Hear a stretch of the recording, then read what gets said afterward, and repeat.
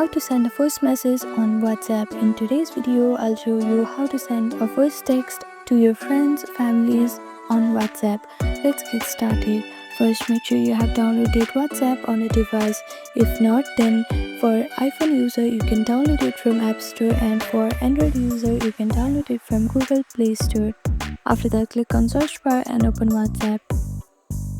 Now go to this chat section from the bottom, and here choose the person that you want to send a voice message to, or you can simply click on the search bar and type in their name and click enter.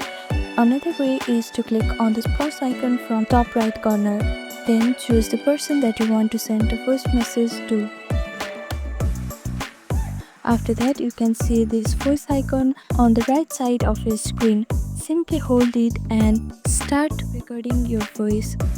After you are done, simply click on the send option, and this is how you can send a voice message on WhatsApp. Thank you for watching this video. Please do not forget to like, share and subscribe to our channel, and comment down below if you have any other queries. Thank you.